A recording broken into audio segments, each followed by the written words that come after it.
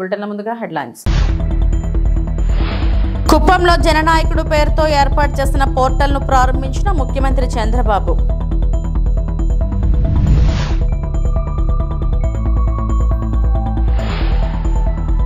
తిరుమలలో ఘనంగా కోయిలాల్వార్ తిరుమంజనం.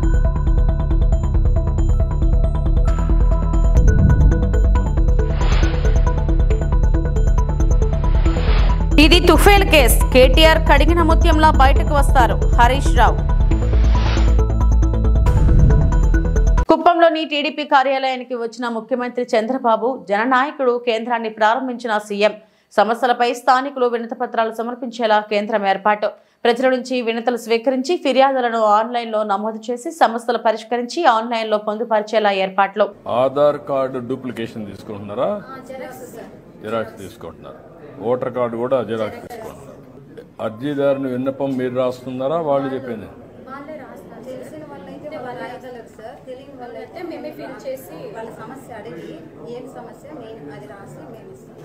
ఇది తీసుకున్న ఇది వచ్చినాక ఇది ఫిలప్ చేస్తారు. ఇది ఫిలప్ చేసిన తర్వాత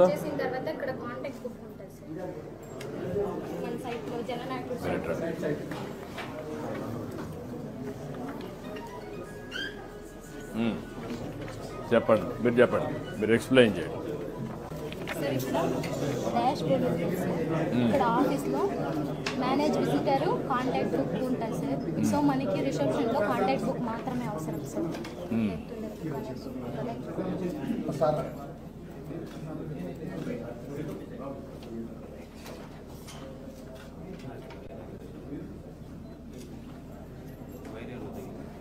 లేదు సార్,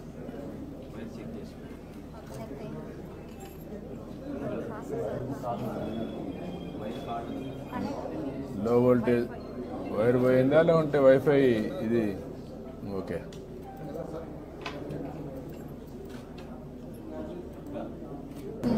మొత్తం ఈ స్క్రీన్ లో యాడ్ విజిటర్ సార్. ఎవరైనా కొత్తగా వచ్చినప్పుడు సో వాళ్ళ ఇన్ఫర్మేషన్ మనకు ముందుగా ఉంటుంది కదా సార్. సో వాళ్ళ డీటెయిల్స్ మనం అప్లికేషన్ లో రాసుకొని సో మనం యాడ్ విజిటర్ లో మనం యాడ్ చేసుకోవాలి. ఇక్కడ నుంచి మేనేజ్ విజిటర్ అంటే లోపల కౌంటర్ వాళ్ళు చూసుకుంటారు sir, engagement officers. So reception లో ఫస్ట్ ఒకటి ఇది కాంటాక్ట్ బుక్ అనేది ఓపెన్ చేసుకుంటాం sir. So contact book open చేసుకుని సార్ ఒకటి చెప్పండి. ఓపెన్ చేసిన తర్వాత సో ఇన్షియల్ సార్, సో వాళ్ళ ఫుల్ నేము, వాళ్ళ మొబైల్ నెంబరు, సో వాళ్ళు ఏ స్టేటు, మన స్టేట్ ఏముంటుంది sir, Andhra Pradesh, district, assembly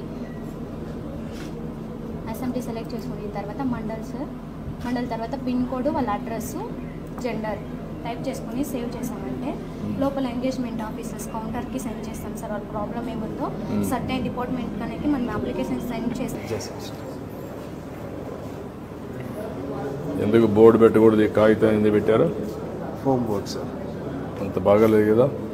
permanent పెట్టాం సార్. పర్మనెంట్ పెట్టిండాలి కదా, చూడటానికి బాగుంటుంది. నాకంత రాష్ట్రంలో 20 లక్షల కుటుంబాలకు వారి ఇళ్లపై సోలార్ ప్యానెల్స్ ఏర్పాటు చేసి కరెంటు ఉత్పత్తి చేయాలని నిర్ణయించాం. సూర్యాఘర్ యోజన పథకం కుప్పంలో ప్రారంభిస్తున్నందుకు సంతోషంగా ఉంది.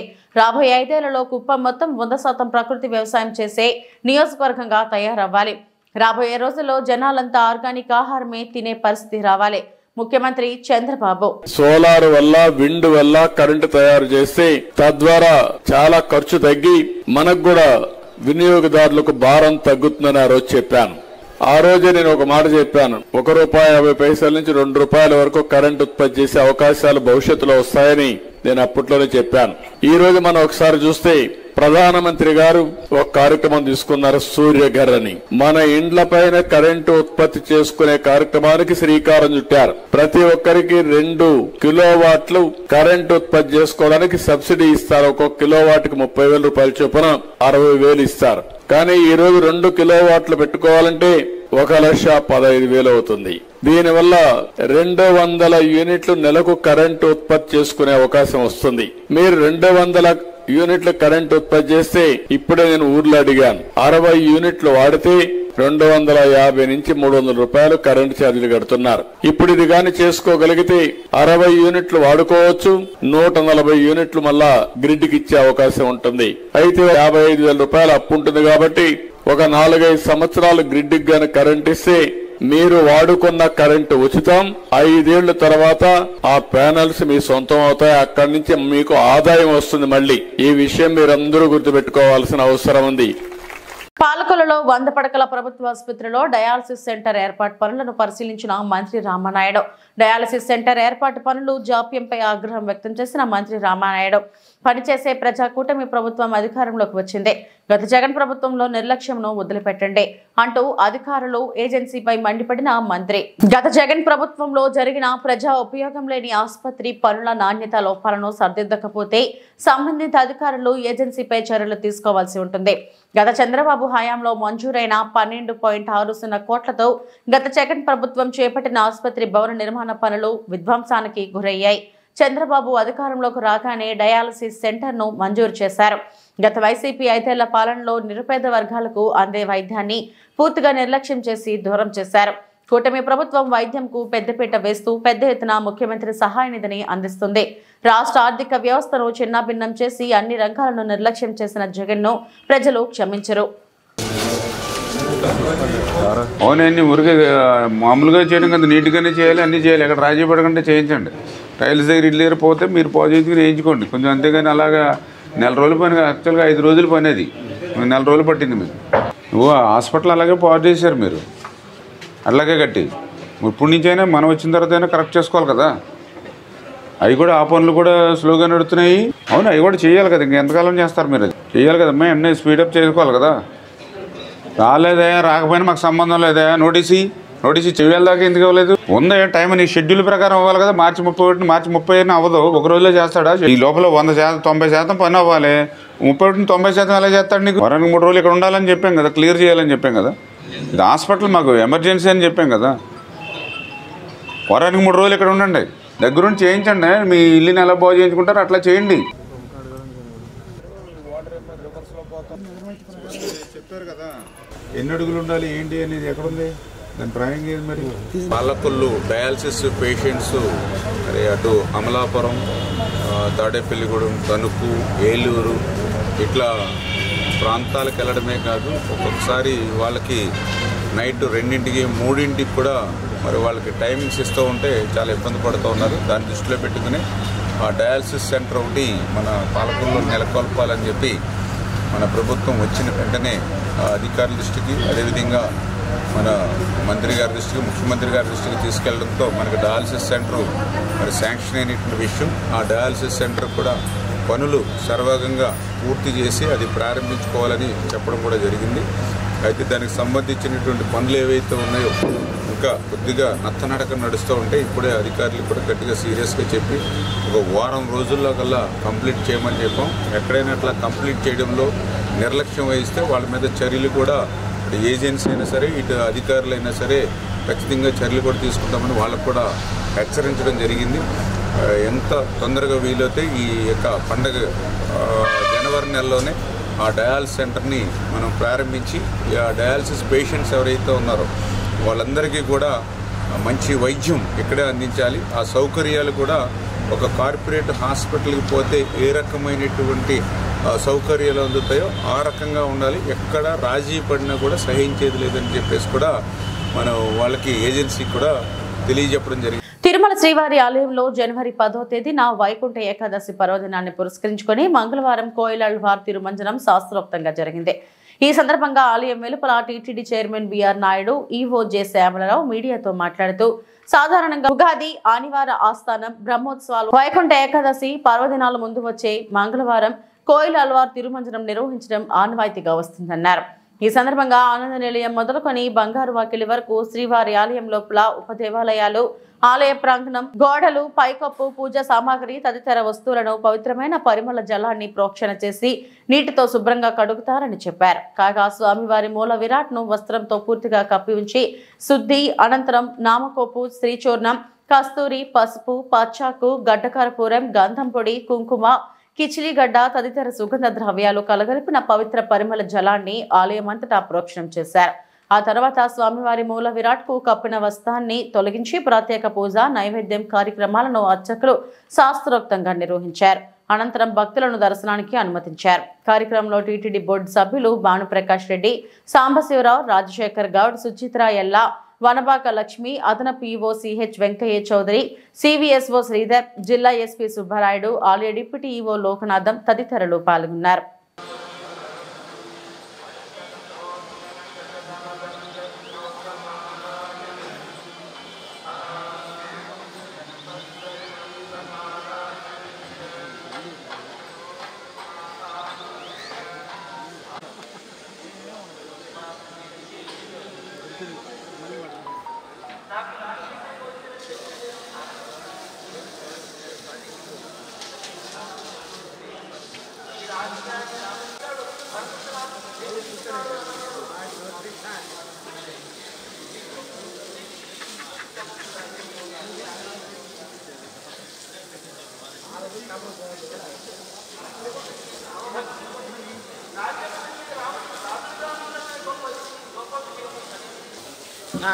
పక్క జరగదు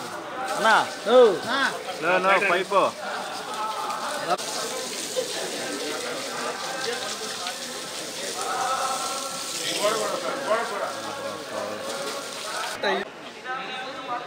కొంచెం వెనక్కి. ఓకే వెనక్కి.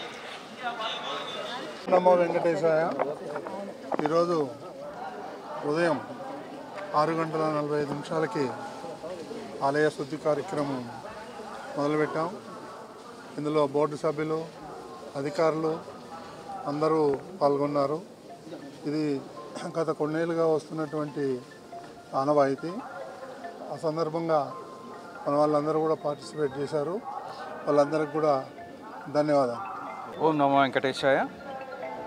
వైకుంఠ ఏకాదశి సందర్భంగా ప్రతి సంవత్సరం నిర్వహించేటట్లు ఈసారి కూడా స్నపన తిరుమంజనం నిర్వహించడం జరిగింది. స్నపన తిరుమంజనం అంటే మరి ఆలయ శుద్ధి కార్యక్రమం.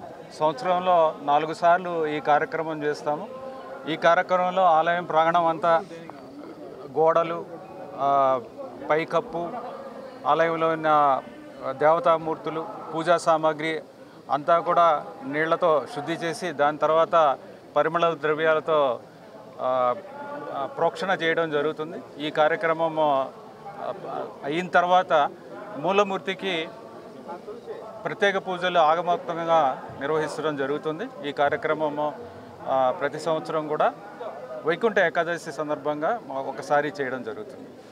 ధన్యవాదాలు. రైతు భరోసా విషయంలో అన్నదాతలను నట్టేట ముంచిన రేవంత్ రెడ్డి సర్కార్ దాని నుంచి ప్రజలను డైవర్ట్ చేసేందుకే కేటీఆర్ అరెస్ట్ అంటూ డ్రామాలు ఆడుతున్నారని మాజీ మంత్రి హరీష్ రావు ఆరోపించారు.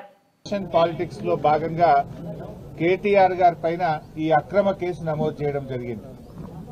ముఖ్యంగా రైతు బంధు విషయంలో వానకాలం రైతు బంధు ఎగ్గొట్టి యాసంగి పంటకు కూడా చెప్పిన 15,000 కాకుండా కేవలం 6,000 రూపాయలు ఇస్తామని చెప్పి ప్రజల్లో తీవ్రమైన వ్యతిరేకతను ప్రభుత్వం ఎదుర్కొంటా ఉంది. ఏడాది పాలన తర్వాత అన్ని సర్వే రిపోర్ట్లలో కూడా ఈ ముఖ్యమంత్రి ఫెయిల్యూర్ సీఎం అని, ఈ ప్రభుత్వం ఫెయిల్ అయిందని చెప్పి ఈ రాష్ట్రంలో వచ్చిన అన్ని సర్వే రిపోర్ట్లు కూడా తెలియజేస్తా ఉన్నాయి. సో ఈ క్రమంలో మా అక్రమ కేసు పెట్టి ప్రజల యొక్క దృష్టిని మరల్చాలని ఒక డైవర్షన్ పాలిటిక్స్ కు రేవంత్ రెడ్డి గారు పాల్పడతా ఉన్నారు. మాకు తెలుసు రేవంత్ రెడ్డి గారు ఇలాంటి ఇంకా అక్రమ కేసులు చాలా పెడతారని, ఇంకా మాలాంటి చాలా మంది నాయకుల మీద కూడా ఇలాంటి అక్రమ కేసులు ఆయన పెడతాడని. వీటన్నిటినీ ఎదుర్కోవడానికి మేము సిద్ధంగా ఉన్నాం. మాకు తెలంగాణ ప్రజలు ముఖ్యం, ఈ రాష్ట్రం ముఖ్యం. ఎన్నో పోరాటాలతోని త్యాగాలతోని తెలంగాణ తెచ్చుకున్నాం. తెలంగాణ బాగుండడం, తెలంగాణ అభివృద్ధి చెందడం, తెలంగాణ ప్రజల సంక్షేమం బీఆర్ఎస్ పార్టీకి అత్యంత ముఖ్యమైనది. మీరు ఎన్ని కేసులు పెట్టినా, మా మీద ఇంకా ఎన్ని రకాలుగా ఒత్తిళ్లు పెట్టినా ఈ రాష్ట్ర ప్రజలకు నువ్వు ప్రజలకు ఇచ్చిన 6 గ్యారెంటీలు అమలు చేసేదాకా నీ ప్రభుత్వాన్ని నిన్ను ఎట్టి పరిస్థితుల్లో వదిలిపెట్టం. రేవంత్ రెడ్డి అనుకుంటున్నాడు బ్లాక్ మెయిల్ రాజకీయాలతోనో, అక్రమ కేసులతోనో, అరెస్టులతోనో తన ప్రభుత్వం యొక్క తప్పిదాలను కప్పిపుచ్చుకుంటాననో, మమ్మల్ని మానసికంగా బలహీనపరుస్తానని అనుకుంటా ఉన్నాడు. కానీ మేము మరింత బలంగా పోరాటం తప్ప ఎట్టి పరిస్థితుల్లో నీ అక్రమాలను గాని, నీ 6 గ్యారెంటీల అమలుపై నిన్ను ప్రశ్నించడాన్ని వదిలిపెట్టే ప్రశ్నే ఉత్పన్నం కాదు. ఈరోజు కేటీఆర్ గారి మీద హైకోర్టులో కూడా వచ్చిన తీర్పు కేవలం విచారణ కొనసాగించడానికే చెప్పింది హైకోర్టు. ఇది అక్రమ కేసు, దీని విచారణ నిలుపుదల చేయాలని చెప్పి బీఆర్ఎస్ పార్టీ తరఫున మేము కోర్టుకు వెళ్లాం. కోర్టేమి కేసును నిర్ధారించలేదు, ఇది తప్పు జరిగిందని చెప్పింది కానీ శిక్ష వేసింది కాదు. కేవలం విచారణ కొనసాగించడానికి మాత్రమే ఈరోజు కోర్టు అనుమతి ఇచ్చింది. విచారణకు సహకరిస్తాం. ఈ ముందు నుంచి కూడా కేటీఆర్ గారు 100% విచారణకు సహకరిస్తామని చెప్పాం. ఎందుకంటే మేము తప్పు చేయలేదు, అసలు అవినీతే జరగలేదు, రాష్ట్ర ప్రభుత్వం నుంచి ₹1 కూడా గ్రీన్ కో కంపెనీకి చెల్లించలేదు. అక్కడ ఇది ఎప్పుడు జరిగింది? రేవంత్ రెడ్డి గారు ప్రమాణ స్వీకారం చేసిన 3వ రోజే ఆ కంపెనీ ప్రతినిధి ఘనంగా ప్రారంభమైన యానాం ప్రజా ఉత్సవాలు ఫలపుష్ప ప్రదర్శన. యానాం 21వ ప్రజా ఉత్సవాలు 23వ ఫలపుష్ప ప్రదర్శనలో పాల్గొనేందుకు యానాం వచ్చిన పుదుచ్చేరి ముఖ్యమంత్రి ఎన్ రంగస్వామి, స్పీకర్ సెల్వం, మత్స్యశాఖ మంత్రి లక్ష్మీనారాయణ, వ్యవసాయ శాఖ మంత్రి జాయ్ కుమార్, పౌర సరఫరాల శాఖ మంత్రి తిరుమురుగన్, పలువురు ఎమ్మెల్యేలకు పుదుచ్చేరి ప్రభుత్వ ఢిల్లీ ప్రత్యేక ప్రతినిధి మల్లాడి కృష్ణారావును ఘనంగా స్వాగతం పలికారు. ఈసారి ప్రజా ఉత్సవాలలో పాల్గొన్న స్థానిక శాసనసభ్యుడు గొల్లపల్లి శ్రీనివాస్ అశోక్ కార్యక్రమంలో భాగంగా వివిధ రాష్ట్రాల నుండి వచ్చిన కళాకారులచే సంగీతం, నృత్యం, సాంస్కృతిక కార్యక్రమాలు ఆహతులను విశేషంగా అలరించాయి.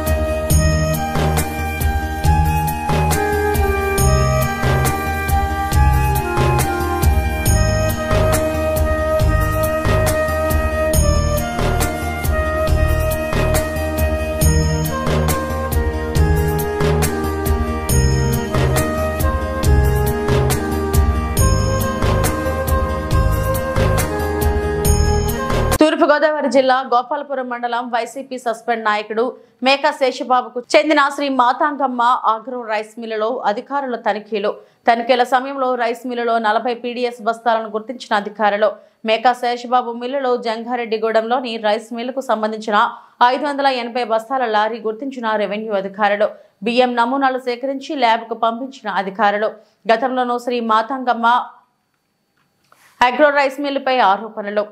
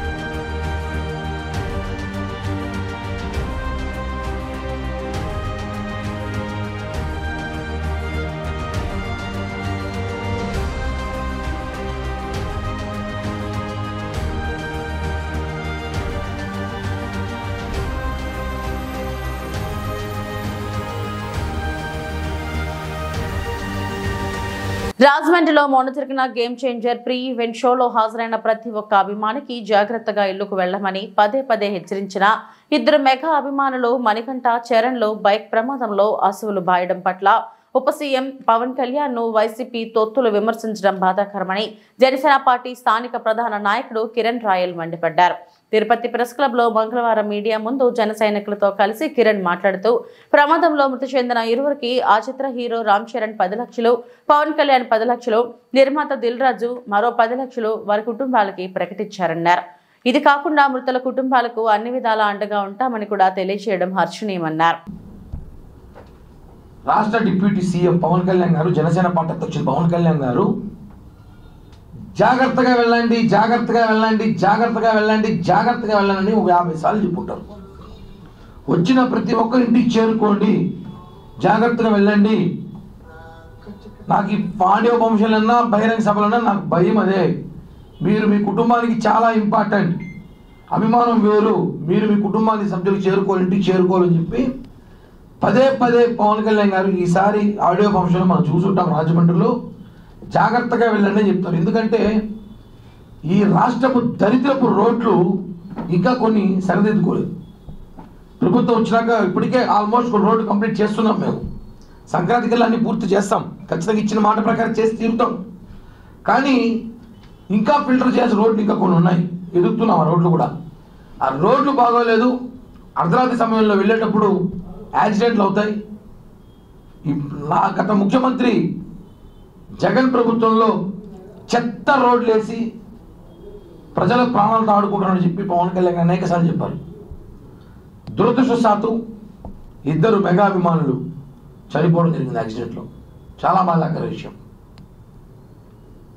వాళ్ళిద్దరికి కూడా వాళ్ళ కుటుంబానికి ప్రగాఢ సంతాపం తెలియజేస్తూ ఒకటే చెప్తున్నాం, ఎక్కడో యాక్సిడెంట్లో చనిపోయిన వారికి పవన్ కళ్యాణ్ గారికి ఏం సంబంధం అండి? వారి మీద కేసు కట్టమని చెప్పి వైసీపీ పేటిఎం డాగ్స్, వైసీపీ పుల్కాగాలు లాజిక్ కూడా తెలియదు. కొంచెం కామన్ సెన్స్ ఉన్నారు రాజకీయాల్లో. లాజిక్ లేకుండా మాట్లాడతారు. పవన్ కళ్యాణ్ గారికి కేసు కట్టాలంట. ముందు మీ ఇంట్లో మీ ఊర్లో చచ్చిపోయిన మీ బాబాయ్ కథ ఏమైంది? బాబాయ్ హత్య కేసు ఏమైంది? మీ ఇంట్లో చనిపోయిన మర్డర్ చేసిన బాబాయ్ హత్య కేసు ఫస్ట్ నిందులు పట్టుకోండి. మీరు మళ్ళీ మా గురించి మాట్లాడతారు. ఎక్కడో యాక్సిడెంట్లో చనిపోతే పాపం దురదృష్టాలతో బాధపడతారు పవన్ కళ్యాణ్ గారు. వాళ్ళ కుటుంబానికి అన్ని విధాలు ఆదుకుంటామని చెప్పి నేను రోజు 10 లక్షలు డబ్బులు ఇవ్వడం జరిగింది పార్టీ తరఫున. అలాగే దిల్ రాజు గారు 10 లక్షలు ఇచ్చారు, రామ్ చరణ్ గారు 10 లక్షలు ఇచ్చారు. ఇంకా వాళ్ళ కుటుంబానికి అన్ని విధాలుగా ఆదుకుంటాము, పెద్ద కొడుకులాగా నేను ఉంటాను పవన్ కళ్యాణ్ గారు ప్రెస్ నోట్ రిలీజ్ చేస్తూ అన్ని విధాలుగా వాళ్ళ కుటుంబానికి ఆదుకుంటాం, మన అందరం ఉన్నామని చెప్పి పవన్ కళ్యాణ్ గారు చెప్పాక కూడా కొంతమంది వైసీపీ రాజకీయ జ్ఞానమైన పుల్కాగాలు పవన్ కళ్యాణ్ గారు వల్ల చనిపోయినట్టు హాస్యాస్పదంగా ఉంది. మీరేసిన దరిద్రపు రోడ్లు వాళ్ళు చనిపోయారు.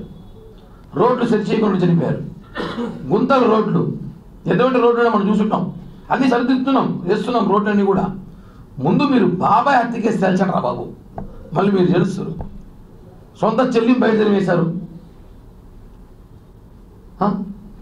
సొంత సునీత గారు ఏడుస్తున్నారు, ఆకి మా నాన్న చెప్పిన వాళ్ళు పట్టుకొని రాని. ఇవన్నీ మీరు చేయండి. చంపేసిన వాళ్ళు మీరు మాట్లాడతారు మా గురించి. మటర్లు చేసిన వాళ్ళు మీరు యాక్సిడెంట్లో చనిపోయిన రాజకీయం చేస్తారా? అలా చనిపోయినా అంటే నిన్న రోజు నేను చూసిన ఈరోడ్ టు కోయంబత్తూరు, ఈరోడ్ నుంచి కోయంబత్తూరు పోతా ఒక పిల్లడు యాక్సిడెంట్లో చనిపోయాడంట. దానికి కూడా మేమే కారణమా? చెప్పండి చెప్పండి. దానికి కూడా పవన్ కళ్యాణ్ గారు అనేసి. తమిళనాడు ఈరోడ్ నుంచి కోయంబత్తూరు పోయే దారిలో ఒక పిల్లడు యాక్సిడెంట్ చనిపోతే దానికి కూడా మేమే కారణమా? అది యాక్సిడెంట్ అండి. ఇది మీ రోడ్లు బాగాలేదు, జరిగిన యాక్సిడెంట్ జరిగింది. దానికి పుష్ప సినిమాకి సంబంధించి ఈవెంట్కి సంబంధించి సంబంధం ఏంటి? దాని గురించి రాజకీయాలు మాట్లాడతారు మీరు. ట్విట్ పెడతారు, అరెస్ట్ చేయాలని చెప్పి ప్రెస్ మీట్ పెడతారు. ఛాలెంజ్ ధైర్యం ఉందా మీకు ఎవరికినా? పనికిరాని మాటలు మాట్లాడడం కాదు రాజకీయాల్లో. ఈ 7 నెలల ప్రభుత్వం వచ్చినాక మేము చేసిందని మీరు మీ 7 నెలలు మా 7 నెలలు జగన్మోహన్ రెడ్డి 7 నెలలు కూటమి 7 నెలలు చేసిన అభివృద్ధి కార్యక్రమాలు ఛాలెంజ్ చేస్తాం. చూపిండి ఒకసారి. మేము ఆ 7 నెలలు ఇచ్చిన సూపర్ 6 3 హామీలు నెరవేర్చాం. ఇప్పటికే 4వది కూడా సంక్రాంతి ఎండాకాలం అంశం, 5వది అమలు చేస్తున్నాం. రాజధాని అభివృద్ధి ఏలూరు జిల్లా జంగారెడ్డిగూడెం ఆర్డీఓ కార్యాలయం వద్ద వామపక్షాల ఆధ్వర్యంలో ధర్నా నిర్వహించారు.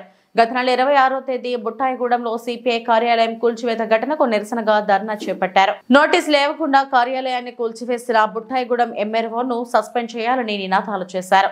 అనంతరం ఏవోకు వినతిపత్రం అందించి ఘటనకు కారణమైన వారిపై కఠిన చర్యలు తీసుకోవాలని కోరారు.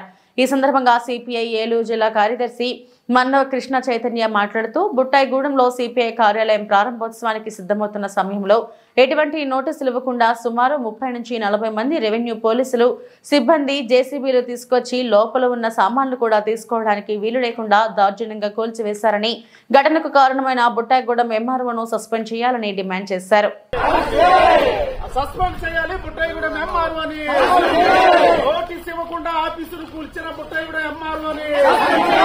నోటీస్ ఇవ్వకుండా బుట్టాయిగూడెంలో ఆఫీసులు కూల్చిన సస్పెండ్ చేయాలి బుట్టాయిగూడెం ఎంఆర్ఓని.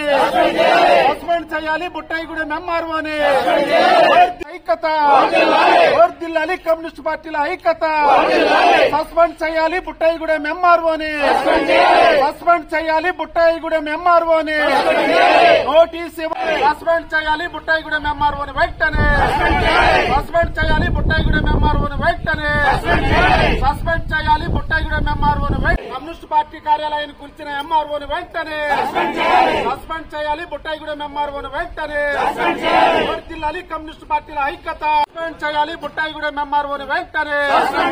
సస్పెండ్ చేయాలి బుట్టాయిగూడెం ఎంఆర్ఓని వెంటనే. వర్ధిల్లాలి కమ్యూనిస్ట్ పార్టీల ఐక్యత. వర్ధిల్లాలి కమ్యూనిస్ట్ పార్టీల ఐక్యత. సస్పెండ్ చేయాలి బుట్టాయిగూడెం ఎంఆర్ఓని వెంటనే. అది ప్లేస్ లో సోడేరామయ్య గారు 2 సార్లు గెలిచి వెళ్లారు ఈ ప్రాంతం నుంచి. ఏది ఎంపీగా, ఏది భద్రాచలం పార్లమెంట్. అయితే అప్పటి నుంచి కూడా అది కార్యాలయంగానే అక్కడి నుంచి కార్యకలాపాలు నిర్వహించడం, ప్రతి జెండా ఆవిష్కరణ చేయడం, ప్రతి ఆవిర్భావ దినోత్సవానికి, అట్లానే అసెంబ్లీ ఎలక్షన్ నిర్మాణం చేసే ముందు వెళ్ళి ఇవ్వడం జరిగింది, లెటర్ ఇవ్వడం జరిగింది, మాకు ఉండేటువంటి హక్కు ఇవ్వడం జరిగింది. అట్లానే నాకేమీ చెప్పలేదని అన్నారండి మరో సమాచారం లేదు. వాళ్ళు ఇచ్చినప్పుడు